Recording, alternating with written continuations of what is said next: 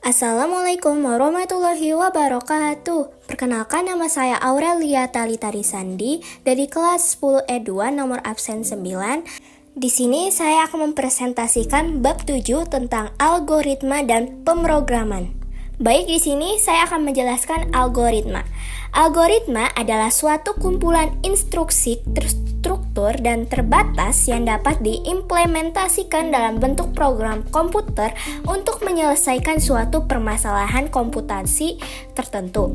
Algoritma merupakan bentuk dari suatu strategi atau resep yang digunakan untuk menyelesaikan suatu masalah.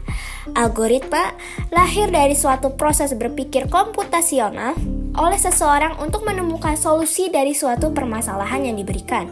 Dengan demikian, berpikir komputasional merupakan keahlian yang kalian perlu untuk dapat membuat algoritma, program, atau suatu karya informatika yang dapat digunakan dengan efektif dan efisien. Algoritma adalah abstraksi dari sebuah program, sehingga kemampuan menuliskan algoritma dengan baik akan membantu dalam membuat program yang baik dan benar.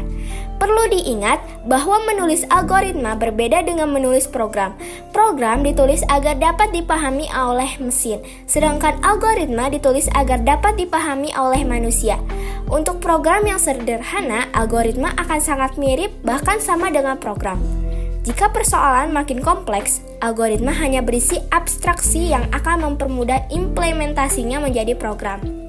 Yang pertama ada diagram alir. Diagram alir dibuat dalam bentuk aliran simbol yang dapat ditelusuri dari suatu titik permulaan hingga titik akhir dari program. Yang kedua ada pseudocode.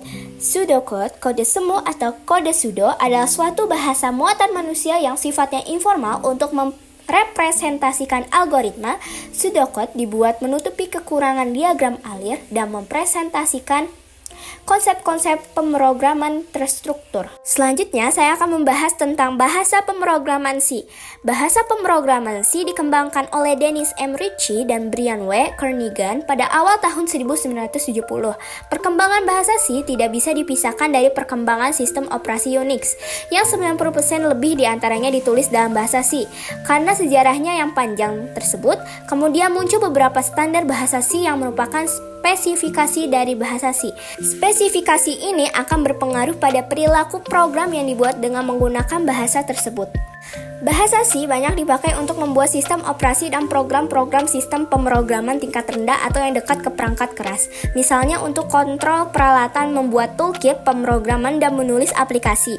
Kelebihan bahasa C sehingga banyak digunakan nada pada kemampuannya untuk menghasilkan kode yang singkat, efisien, tetapi mudah tetap dibaca. Berbeda halnya dengan bahasa mesin yang efisien, tetapi membutuhkan latihan khusus untuk membacanya, atau bahasa tingkat tinggi lain yang enak dibaca tetapi tidak efisien. Walaupun demikian, perlu diakui bahwa kesulitan untuk membaca program bahasa C lebih tinggi daripada bahasa tingkat tinggi lain. Pertama, membuat program dengan bahasa C. Untuk dapat membuat program dalam bahasa C diperlukan beberapa perangkat lunak. Perangkat lunak yang pertama ialah sebuah editor teks tempat mengetikkan kode program. Selanjutnya ada sebuah compiler yang akan membaca kode bahasa C yang telah ditulis dan mengubahnya menjadi bahasa mesin atau bahasa assembly. Setelah itu terdapat sebuah assembler yang akan mengubah bahasa mesin tersebut ke dalam kode biner yang dapat dipahami dan dieksekusi oleh komputer. Terakhir, terdapat sebuah penghubung, linker, yang akan menyatukan beberapa berkas yang dihasilkan dalam proses-proses sebelumnya ke dalam sebuah bentuk berkas yang dapat dieksekusi, executable. Selanjutnya yang kedua, struktur program bahasa C. Baris pertama, suatu pernyataan yang digunakan untuk memasukkan sebuah header file yang bernama Studio H. Header file merupakan kumpulan fungsi-fungsi dasar yang dikelompokkan berdasarkan kegunaannya dan dapat digunakan untuk membantu membuat program. Dengan menggunakan Studio H, program yang dibuat dapat membaca dan menulis data. Baris kedua hingga 5 ada sebuah blok program yang merupakan implementasi suatu fungsi bernama main. Fungsi ini merupakan fungsi yang akan dijalankan pertama kali pada saat program dijalankan. Isi dari blok fungsi tersebut diapit dengan tanda kurung kurawal. Di dalam fungsi ini pada baris 3 terdapat pemanggilan sebuah fungsi bernama print yang digunakan untuk mencetak suatu data ke layar. Baris 4 terdapat sebuah pernyataan return Zero, pernyataan ini merupakan tanda bagi sistem operasi untuk mengecek selesainya program dengan benar. Apabila program berjalan dan berhenti dengan benar, sistem operasi dan memperoleh nilai zero. Nilai selain zero akan menjadi tanda bahwa program tidak berhenti dengan benar. Untuk saat ini yang perlu diketahui ialah pernyataan ini perlu diletakkan di akhir blok fungsi main pada program yang ditulis. Bisa memodifikasi kode program tersebut dan menjalankannya kembali dengan melakukan beberapa perubahan. Di sini juga ada komponen program bahasa C. Yang pertama ada kata kunci, keyword, yang kedua ada identifier, yang ketiga ada tipe data, yang keempat ada variable, yang kelima ada konstanta, yang terakhir ada membaca dan menulis. Yang ketiga ada bentuk masalah. Berikut ini spesifikasi program yang diberikan pada problem latihan. Bagian nomor dan nama, penjelasan identitas dari permasalahan. Bagian deskripsi soal, penjelasan memberikan konteks permasalahan yang perlu diketahui oleh siswa dalam membuat program. Bagian format masukan, penjelasan memberikan susunan data yang diberikan pada program oleh pengguna beserta ukuran dari data tersebut. Bagian format keluaran, memberikan susunan informasi yang akan dikeluarkan oleh program kepada pengguna.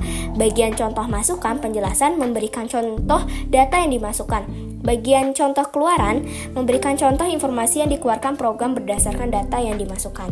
Yang keempat ada ekspresi. Berdasarkan jumlah operand, ekspresi dibagi menjadi 3. Yang pertama ada unary, satu operand, misalnya min A untuk menegasi suatu bilangan.